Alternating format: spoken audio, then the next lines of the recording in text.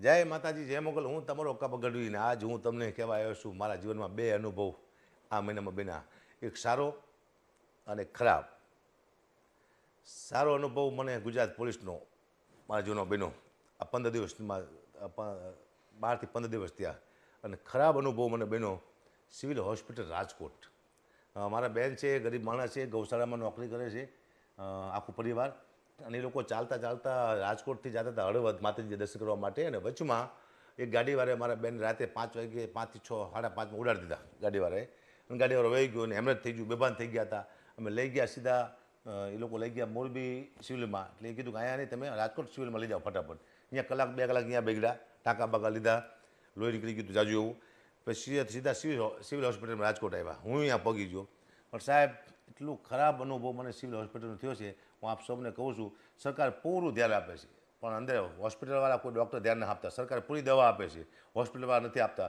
તમામ ડૉક્ટરોની સુવિધા છે, જેટલી પ્રાઇવેટમાં ન એટલી સિવિલમાં હોસ્પિટલમાં સુવિધા એવું છે, પણ કોઈએ ધ્યાન આપ્યું નથી. સાહેબ, 5 કલાકે સિટી સ્કેન થયું છે મારા બેનનું. 5 કલાકમાં માણસ મરી જાય. લાઈન હતી આમ 10-12 જણાની ખાટલાની. આપ સીસીટીવી કેમેરા છે, આપ જોઈ શકો છો અહીંયા જઈને તમે. લાઈન હતી આમ. એટલે મેં કીધું ભાઈ ફટાફટ આમ લઈ લો, સિરિયસ છે કીધું. તો એ એક લુખો વાત કરતો, મેં ડૉક્ટર મારી સાથે વાત કરતો હતો કે વારો આવે ત્યારે આવે, બાકી ન આવે તો બે જાઓ શાંતિથી. કે પિન્ટુભાઈ, હું અકાબા ગઢવી છું, કલાકાર છું, તું મારે આવું વર્તન ભાઈ તમે ડૉક્ટર સાહેબ આવું કરો છો તો નાના માણસ શું થતું છે અહીંયા? હું એ વિચાર કરું છું, નાના માણસ તમે શું જવાબ આપતા છો અહીંયા આગળ?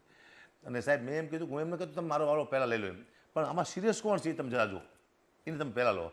કોઈ નહીં. 5 કલાકે સિટી સ્કેન થયું, 3 કલાકે તો ડૉક્ટર આવે છે. ડૉક્ટર મગજનો ડૉક્ટર હોય ને એ 3 કલાકે આવે છે. એટલે સરકારને કહું છું, હું અહીંથી આરોગ્ય મંત્રીને પણ કહું છું કે આપ ચોક્કસ ધ્યાન આપજો સિવિલ હોસ્પિટલમાં રાજકોટની, જેની માટે ગરીબ માણસો નભે છે. એવું હોય તો તમે તમારો કોઈ માણસ મોકલો, ગરીબ નાનો કોઈ વ્યક્તિ, ત્યાં કેવી સર્વિસ મળે તમને ખબર પડે ત્યાં. અને એટલું બેકાર સર્વિસ છે. મેં નાના એક મંત્રીને પણ મેં ફોન કર્યો હતો. સાહેબ, મંત્રીનું પણ માન આ લોકો રાખ્યું નથી, બિલકુલ માન નથી રાખ્યું. કોઈ ધ્યાન આપ્યું નહીં. મારી સાથે માણસો પણ સારા સારા હતા એમ, પણ કોઈ તમે આ સીસીટીવી કેમેરામાં જોઈ શકો છો. 12 થી 15 દિવસ થયા છે. હું તારીખ એવું છે તો આપી દઈશ તમને. સિવિલ હોસ્પિટલનું બધા ન્યૂઝ જોવાની વિનંતી કરું છું. આપણે ચોક્કસ રાજકોટ સિવિલ હોસ્પિટલમાં જાઓ અને એક દર્દીને પૂછો, દર્દીને કે તમારી હાલત શું છે અહીંયા આગળ. કોઈ ધ્યાન આપતું એમ. સરકાર દવા આપે છે, સરકાર સુવિધા આપે છે, પણ ડૉક્ટરો છે કોઈ ધ્યાન આપતા છે નહીં. આ મને કડવામાં કડવાનો અનુભવ થયો છે. એને કરતાં પ્રાઇવેટમાં હું લઈ ગયો. મેં કીધું હાલો, મારી પાસે 5 રૂપિયા છે, હું મદદ કરી શકીશ મારી બેનને, હું પ્રાઇવેટમાં લઈ જઈશ. પણ નાના માણસો ક્યાં જાય છે પ્રાઇવેટમાં? એનો મતલબ નાના માણસોને મરી જવાનું હોસ્પિટલમાં?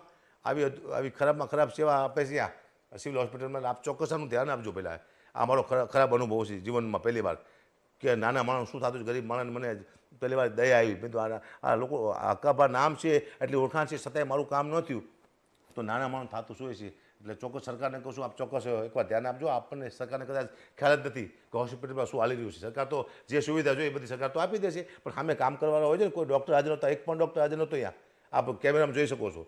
મગજના ડૉક્ટરની જરૂર હોય તાત્કાલિક 2-2.5 કલાકે મગજના ડૉક્ટર આવ્યા છે. એટલે ચોક્કસ આની આપ સરકારને વિનંતી કે આપ ચોક્કસ આનું નોંધ લેજો. અને ન્યૂઝવાળાને બધાને કહું છું, ચોક્કસ આપ નોંધ લેજો. સિવિલ હોસ્પિટલ રાજકોટ એ નાક કહેવાય આપણે ગુજરાતનું. સિવિલ હોસ્પિટલ રાજકોટની સિવિલ હોસ્પિટલ છે, ગુજરાતનું નાક છે. એ નાક કપાવવાની વાતું છે. આ તો ભાઈ નાના માણસો મળે છે, એકવાર ચોક્કસ ધ્યાન લેજો. આ તો હું જો મને ખબર પડી કે આવું બધું ચાલી રહ્યું છે. મારી બેન જીવન અને મરણ વચ્ચે ઝોલા ખાતી હતી. એ તો મારી દયા છે, બચી છે. હજી મારા બેનને ભાન મને થાય. હજી આપ મારા બેનનું ઇન્ટરવ્યૂ લઈ શકો છો. અત્યારે મારા બેન ઘરે જ છે, નડી નાખી છે. નાના માણસો એટલે પછી જાજી હજો ટાઈમ પ્રાઇવેટમાં રાખી ન શકે. પણ હું વકાળ હોસ્પિટલ છે ત્યાં ગયો હતો. ત્યાં પણ મારા બેનના પૈસા કંઈક બિલ બન્યું હતું 5 થી 40 હજારનું. એ લોકોએ મેં કીધું ભાઈ નાના માણસો છે તો પ્રાઇવેટ ડૉક્ટર નહીં સારા, ઓછા પૈસા લીધા, અડધા પૈસામાં દવા કરી દીધી. વકાળવાળાએ અડધા પૈસા રજા આપ્યા પછી હું સ્ટર્લિંગમાં લઈ ગયો, વધુ બીમાર હતા એટલે. પણ પૈસા આપ્યા પછી અડધા પૈસા પાછા આપ્યા વકાળમાંથી. એથી વિશેષ મહેતા સાહેબ કરીને છે, રૂપેશભાઈ મહેતા, સ્ટર્લિંગમાં, એમને મેં વાત કરી. મેં કીધું સાહેબ નાના માણસો છે એ દાખલ કરી દો. કોઈ બિલ લીધું નથી સ્ટર્લિંગમાં, કોઈ બિલ, ખાલી ખાટલા